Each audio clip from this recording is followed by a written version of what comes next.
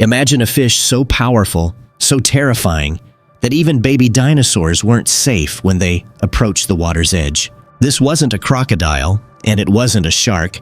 It was a prehistoric predator with jaws like bone-crushing scissors, capable of swallowing creatures almost half its own size.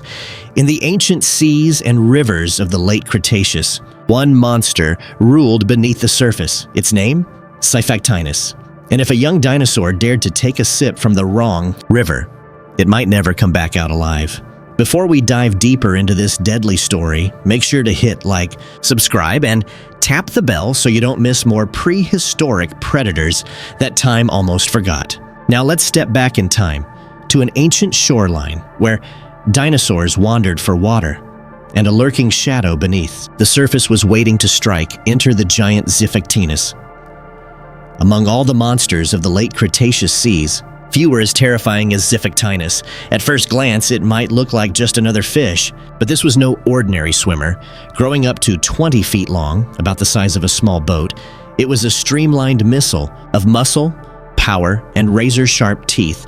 Its jaw was packed with dagger-like fangs, designed not for chewing but for gripping and swallowing whole.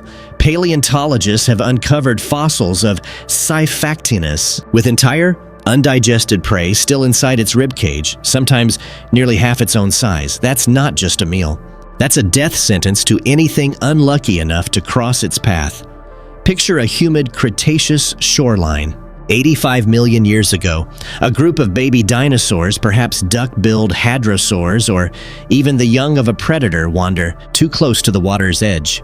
Their tiny feet stir up mud as they lean in to drink. What they don't know is that just beneath the surface lurks a living torpedo. The Siphaectinus waits, motionless, its huge eyes watching, muscles tensed like a spring. The ripples on the water are the only hint of the danger about to explode from below. When it strikes, it's like a bolt of lightning.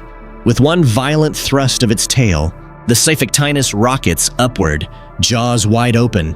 Its teeth don't shear and slice like a shark's. Instead, they act like steel hooks, locking prey in place. Once caught, escape is impossible. The fish doesn't bother tearing flesh, it simply swallows its victim whole. Blood fills the water as the wriggling body disappears down its gullet.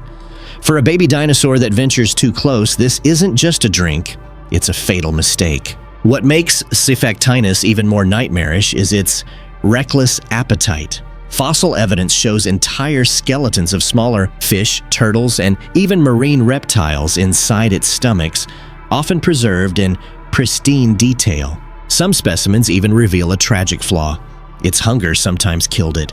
In one famous fossil, scientists found a Siphaectinus with another fish nearly half its size jammed in its belly, undigested, stuck, and fatal.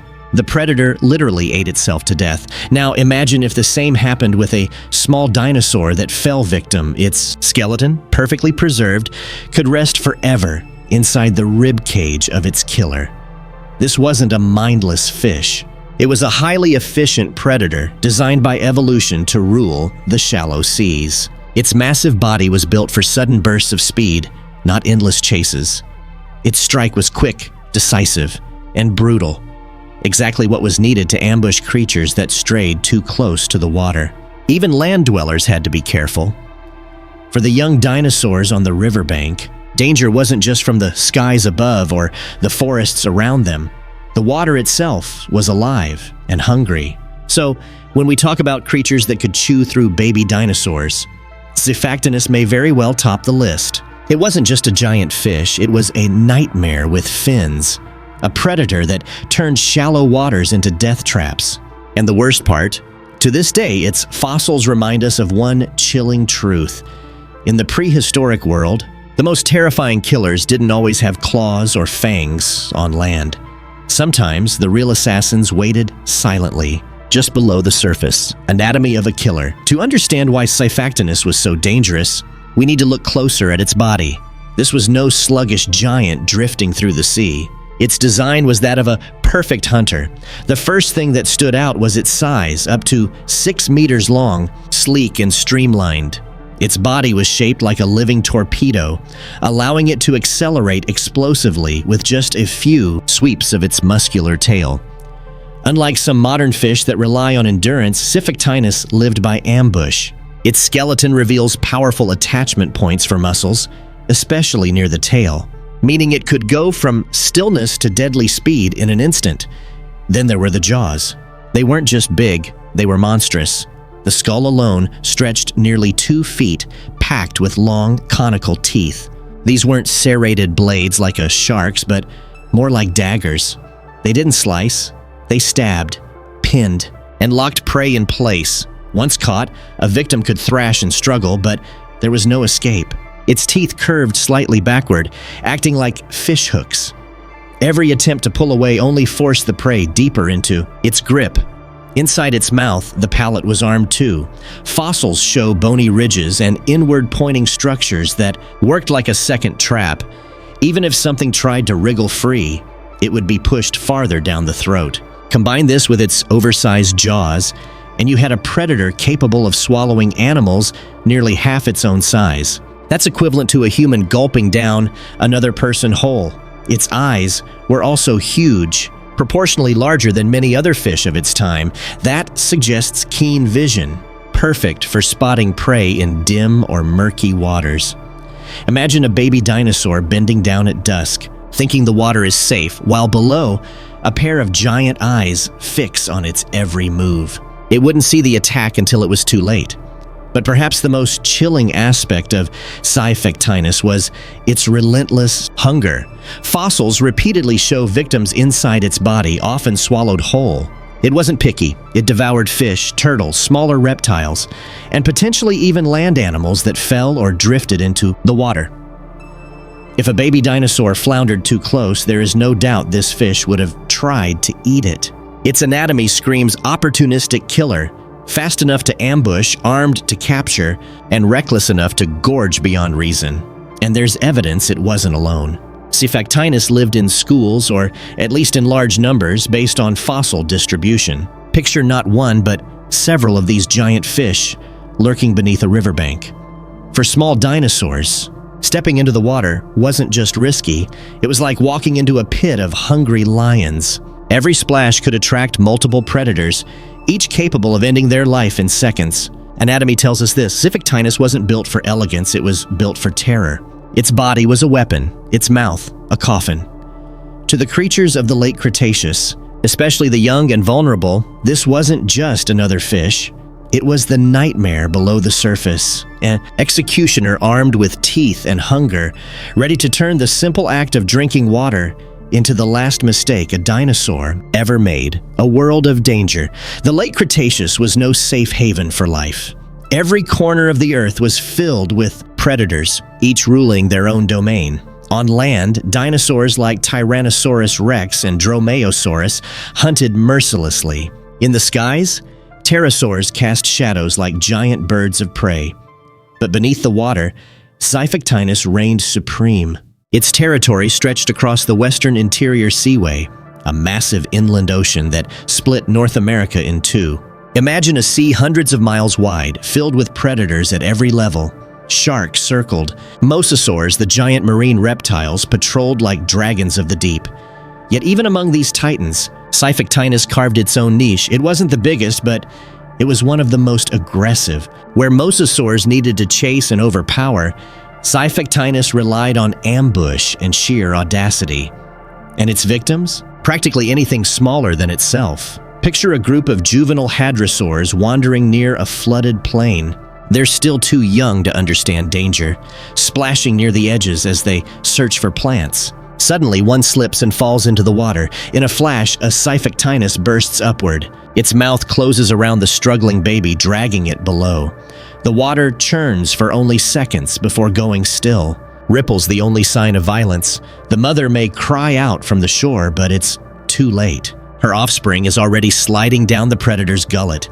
This world was harsh and merciless. Survival depended on caution. For herbivorous dinosaurs, rivers and lakes were double-edged swords. They needed water to live, but those waters hid jaws waiting to strike. And Siphactinus was only part of the threat. Imagine ducking down to drink only to be attacked not just from the water, but from above by a swooping pterosaur, or worse, caught between both. On land, teeth; in the air, claws; and in the water, the maw of a fish that could swallow you whole. Life in the Cretaceous wasn't about peace. It was a constant calculation: risk versus reward, thirst versus survival. And for the smallest creatures, the baby, dinosaurs, the hatchlings, the fragile young, the odds were stacked against them. That's why so many never made it to adulthood. Predators like Xiphectinus kept the balance of power in check, ensuring only the strongest, smartest, or luckiest could grow. This ancient fish wasn't just a hunter, it was part of a brutal ecosystem that shaped evolution itself. Without killers like Xiphectinus, prey animals might have grown careless. Instead, they were forced to adapt, avoiding certain waters, staying in groups, teaching their young vigilance from the moment they could walk. In a way, the fish's terrifying hunger helped sculpt the survival strategies of dinosaurs themselves. So when we ask whether a fish could really chew through baby dinosaurs, the answer is yes. Not only could it, it likely did. And the Cretaceous world was cruel enough to let it happen again and again. Fossil evidence of terror, skeptics might ask, do we really know Xiphectinus attacked dinosaurs? The fossil record doesn't show a baby hadrosaur halfway down its throat, at least not yet, but what we do have paints a chilling picture. The most famous fossil is nicknamed the fish within a fish. It shows a Xiphectinus preserved with another fish, nearly half its size, swallowed whole inside its rib cage. That's not speculation. It's physical proof that this predator could and did devour enormous meals. If it could swallow a fish that big, why not a small dinosaur that stumbled into the water? Other fossils reveal fractured bones, broken jaws, and partially digested skeletons inside its stomach cavities. One specimen even seems to have died from overeating, its prey bursting through its rib cage during decomposition. This wasn't careful feeding, this was reckless, violent gluttony. There are also bite marks, evidence etched in stone. Prey animals show punctures that match the spacing of Xiphectinus teeth, deep holes driven into bone. That's exactly the kind of damage its dagger-like jaws would cause. Even without direct evidence of dinosaur prey, the behavior pattern is clear. If it could fit, it was food. Add to that the environment. Fossils of baby dinosaurs are often found near riverbeds and floodplains, the same environments where Xiphectinus fossils are discovered. Both predator and prey lived in overlapping habitats. It's not a stretch to imagine encounters, especially when thirsty dinosaurs ventured too close to the shore. Scientists even speculate that during floods, carcasses and live animals were swept into the seaway, where Xiphectinus waited. To this fish, a floundering dinosaur hatchling wasn't out of place. It was just another meal served by chance. In a paleontology, absolute proof is rare, but when the evidence lines up, anatomy, behavior, environment, it builds a case that's hard to ignore. Xiphectinus was not just capable of attacking baby dinosaurs, it was built for it. And in a world where survival meant taking every opportunity, it's almost certain that it did. Legacy of a monster. Today, Xiphectinus is long gone, extinct for over 65 million years, but its fossils keep the story alive. Museums display its gaping jaws, its massive skeleton, and the haunting fish within a fish fossil that tells us so much about its lifestyle. Visitors stare at the bones and imagine the monster in motion, slicing through the water with terrifying speed. Its legacy is more than bones, though. Xiphectinus reminds us that danger doesn't always come in the form of towering dinosaurs or massive reptiles. Sometimes it lurks where we least expect it, beneath the surface, silent, waiting. It was a predator that proved the oceans and rivers of the prehistoric world were every bit as deadly as the land. And in a way, its story echoes forward in time. Modern fish like barracudas, tarpons, and even piranhas share fragments of its design: speed, sharp teeth, reckless hunger. They are whispers of a past where fish were not just prey, but apex predators in their own right. For baby dinosaurs that wandered too close, Xiphectinus was the final lesson. Never underestimate the water, because in those dark depths, something faster, hungrier, and deadlier was always watching. So So, did this ancient fish really chew through baby dinosaurs?